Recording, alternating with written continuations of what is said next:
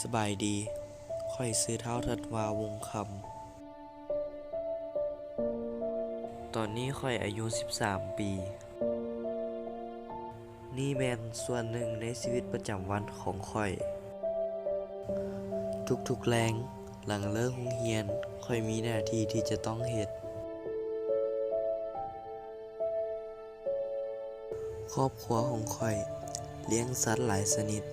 เพื่อเป็นรายได้เสริม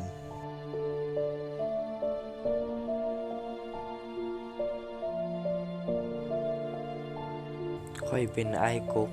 ข้อยมีน้องสาว3 คนจึงจะต้องเฮ็ดเวียกช่วยพ่อแม่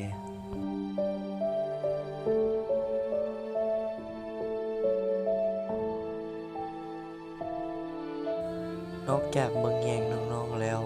ข้อยก็ต้องให้อาหารสัตว์เหล่านี้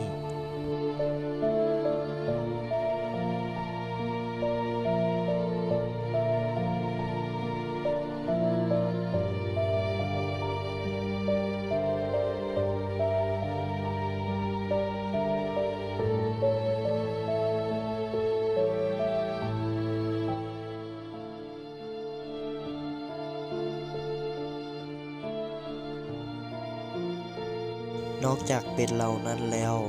ข้อยก็ต้องให้อาหารหมูอีกหลายโต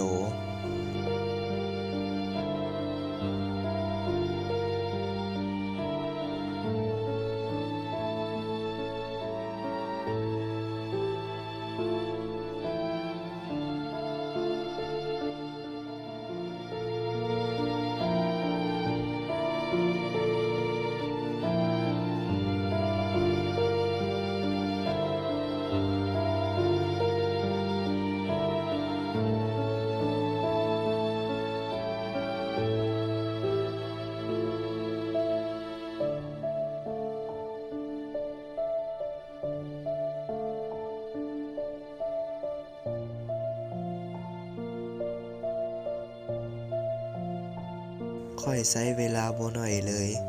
ในการให้อาหารสัตว์เหล่านั้น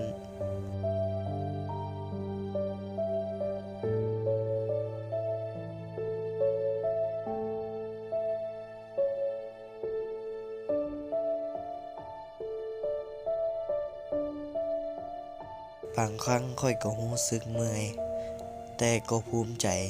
ที่ได้แบ่งเบาภาระพ่อแม่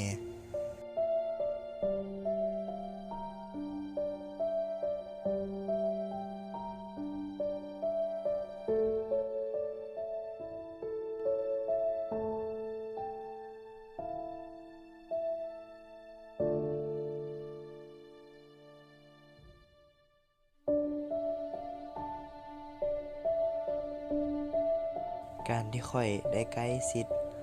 กับสัตว์หลายชนิดแบบนี้เปรียบเหมือนการเรียนรู้นอกห้องเรียนเฮ็ดให้ข้อยได้เรียนรู้เกี่ยวกับสัตว์เหล่านี้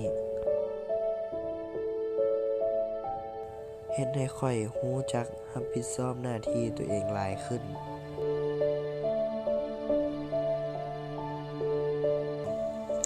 ข้อยเชื่อว่าทุกๆคนมีหน้าที่ที่จะต้องเฮ็ดข้อยก็เช่นกัน